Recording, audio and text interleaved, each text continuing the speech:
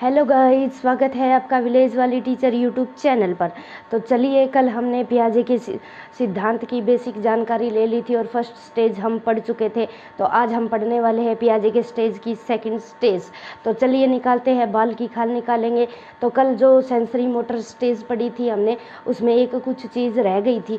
तो बच्चा पियाजे क्या बताते हैं कि जो सेंसरी मोटर स्टेज है ना, वहाँ बच्चा ना सर्कुलर एक्टिविटीज़ करता है, यानी जाने अनजाने में बच्चा ने एक ऐसी एक्टिविटी सीख ली तो बार बार वो बच्चा उस एक्टिविटी को रिकैप करेगा, दोहराएगा और फिर वो उसका एक स्कीमा बन जाएगा। जैसे फॉर एग्जांपल, कोई 2 महीने की दूध पीने वाली बच्ची है, तो अचानक जब वो दूध से हटती है तो उसके होठों से चप्प की आवाज़ आती है। तो वो बच्ची से अचानक हुई है, अनजाने में हुई है। फिर धीरे धीरे बच्ची क्या करेगी, वो आवाज़ जब तक नहीं निकलेगी वो कोशिश करती रहेगी, चप्प की आवाज़ जब तक नहीं निकल रही है तो धीरे धीरे क्या करेगी, वो चप्प की आवाज़ वो अपने स्कीमाज में ऐड कर लेगी। तो यहाँ जो बच्चे का डेवलपमेंट है ये सर्कुलर होता है। सर्कुलर यानी बच्चा बार बार सेम वही एक्टिविटीज़ दोहराता है जब तक वो सीख ना ले, उसका स्कीमाज का निर्माण न हो। तो चलिए ये सेकंड स्टेज शुरू करते हैं। तो पियाजे की जो सेकंड स्टेज है उसे पूर्व क्रियाकाल बोला जाता है, या प्राक क्रियाकाल, या परिचालन अवस्था, हम कुछ भी बोल सकते हैं, लेकिन हम इंग्लिश में याद रखेंगे। इसे प्री ऑपरेशनल स्टेज बोला जाता है। ये स्टेज 2 से 7 साल तक चलती है। ठीक है, 2 से 7 साल। इसमें बच्चा क्या है, तो चलिए वन बाय वन डिस्कशन करते हैं। बच्चे में भाषा का विकास शुरू हो जाता है, यानी जो पहले स्टेज थी सेंसरी मोटर स्टेज, यहाँ बच्चा इनेबल है स्पीक करने में। ठीक है, यहाँ बच्चे कहानियाँ सुनाने की एज भी यही होती है जो 2 से 7 साल की है। अनुत्क्रमणशीलता पाई जाती है यहाँ बच्चे में, यानी बच्चा ना किसी भी चीज़ की एक साइड देख सकता है। जैसे बच्चे की चप्पल है तो वो उल्टी सीधी पहन लेगा, उसको उसमें डिफरेंस करना नहीं आएगा। सिर्फ वो बच्चा किसी भी चीज़ की एक ही एंगल देख सकता है। अब तक बच्चे में अनुत्क्रमणशीलता, रिवर्सिबिलिटी का डेवलपमेंट नहीं हुआ है। ये उल्टी सीधी नहीं समझ सकता। जैसे उल्टी गिनती गिन सकना, रिवर्सिबिलिटी होती है उल्टी गिनती गिन सकना, लेकिन इस एज में अनुत्क्रमणशीलता पाई जाती है, ये इसका उल्टा है। बच्चा उल्टी गिनती नहीं सीख सकता, नहीं ज्ञान होता बच्चे को यहाँ। और चप्पल सीधे पैर वाली उल्टे पैर में पहन लेगा और उल्टे पैर वाली सीधे पैर में पहन लेगा, तो इसको अनुत्क्रमणशीलता बोला जाता है। यानी पलटावी चिंतन का अभाव होता है, यानी उल्टी सीधी चप्पल पहन लेता है, पलट के सोच नहीं सकता। संरक्षण के गुण का अभाव पाया जाता है, लेक ऑफ कंजर्वेशन, किसी भी चीज़ के गुण पर ध्यान दे पाता है सिर्फ बच्चा। अब देखो एक एग्जांपल से समझेंगे। तो देखिए, ये 2 गिलास ले रखे हैं हम, सेम 2 गिलास है, हमने 2 गिलासों को सेम लिया है, तो दोनों में 10-10 लीटर दूध है।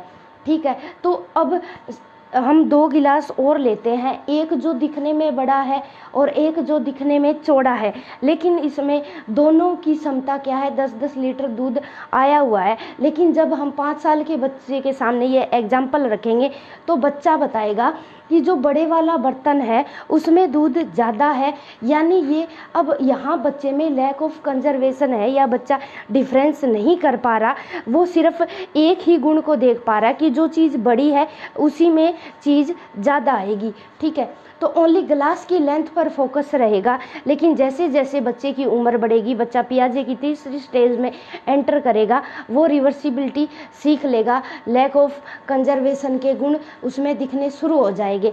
यहाँ बच्चा क्या है, ईगोसेंट्रिज्म होता है, अपने आप से बातें करता है और अपनी बात को सच्चाई मानता है, ईगोसेंट्रिज्म होता है।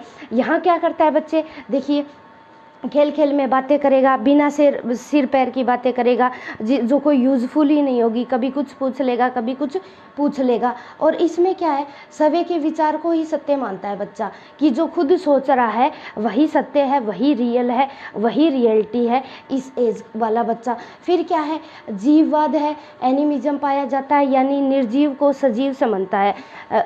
नॉन लिविंग थिंग को लिविंग थिंग समझेगा। जैसे अगर बच्चा चल रहा है तो उसको डोर से टक्कर लग गई, तो हम अगर डोर से ऐसे ही झूठा बोलेंगे, चलो कोई बात नहीं कि डोर ने बच्चे को पटक दिया, हम चप्पल मारेंगे या उसको थप्पड़ मार देंगे, तो बच्चे को यहाँ समझ में नहीं आएगा कि वो बच्चा क्या समझेगा कि अब डोर भी जिंदा है और डोर ने मेरे को पीटा है, तो मम्मी या पापा ने डोर को पीट दिया यानी मेरा बदला पूरा हो गया। यहाँ बच्चा डोर को भी लिविंग थिंग मान रहा है।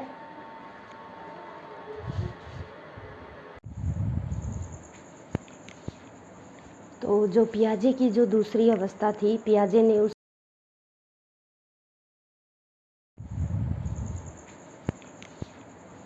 तो जो पियाजे की जो दूसरी अवस्था थी, पियाजे ने उस अवस्था को 2 भागों में बांटा है। तो चलिए देखिए। तो जैसा कि हम पढ़ चुके हैं कि जो पियाजे की जो सेकंड स्टेज है वो प्री ऑपरेशनल स्टेज है, जो 2 से 7 साल तक चलती है। तो इस एज को हम पढ़ चुके हैं। तो पियाजे ने प्री ऑपरेशनल स्टेज को 2 भागों में डिवाइड किया। Number 1 pre conceptual stage. इस स्टेज की जो एज होती है वो 2 से 4 वर्ष तक होती है। दूसरी है इंट्यूटिव स्टेज।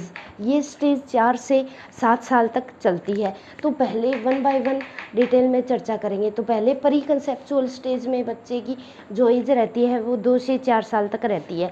तो इसमें इसे हिंदी में बोलते हैं पूर्व संप्रत्यात्मक अवस्था। तो इस स्टेज में बच्चा क्या है, वर्गीकरण है, विभेदीकरण है और क्रमबद्धता नहीं पाई जाती। ये इसी में ही है। तार्किक चिंतन 7 वर्ष के बाद शुरू होता है बच्चों में। इस एज में तार्किक चिंतन नहीं शुरू होता। यहाँ बच्चा अतार्किक चिंतन शुरू करता है, बिना सिर पैर की बातें करता है।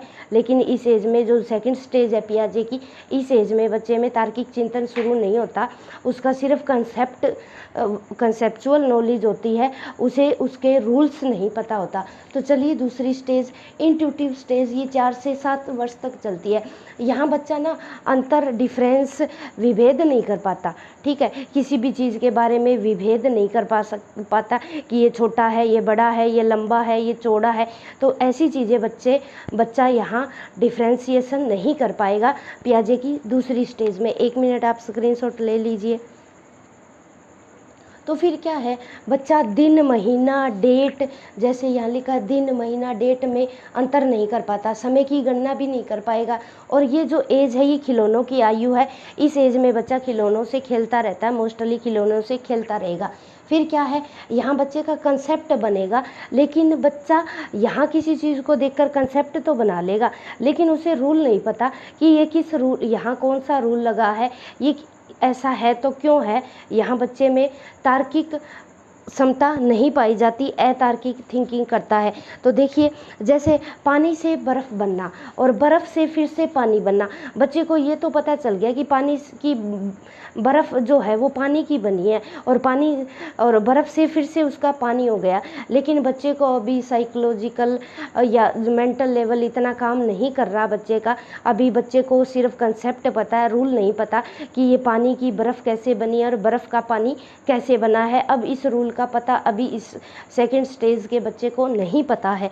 तो कंसेप्ट बनेगा, दोनों के बीच का अंतर नहीं कर पाएगा कि बर्फ़ से पानी कैसे बन गया और फिर बर्फ़ से पानी कैसे बन गया, पानी से बर्फ़ कैसे बन गई।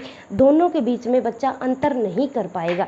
ठीक है, तो देखिए 7 साल की एज में बच्चा कंसेप्ट समझेगा ओनली, उसके रूल्स नहीं समझ में आएंगे बच्चे के, सिर्फ कंसेप्ट समझेगा कि हाँ बर्फ़ जो है वो पानी से बनती है, लेकिन ये कैसे बनी, क्या प्रोसेस हुई, क्या केमिकल चेंज हुए, क्या फिजिकल चेंज हुए, इसके बारे में बच्चा अभी अनजान है पियाजे की सेकंड स्टेज में। तो जैसे 1 × 10 = 10, 2 × 5 = 10। अब बच्चे को ये तो पता है कि दोनों का आंसर 10 है, लेकिन कैसे हो रहा है, ये कंसेप्ट है, ये क्या कौन सा रूल लग रहा है, दोनों में मल्टीप्लाई का रूल लग रहा है या डिजिट चेंज कर दी गई है।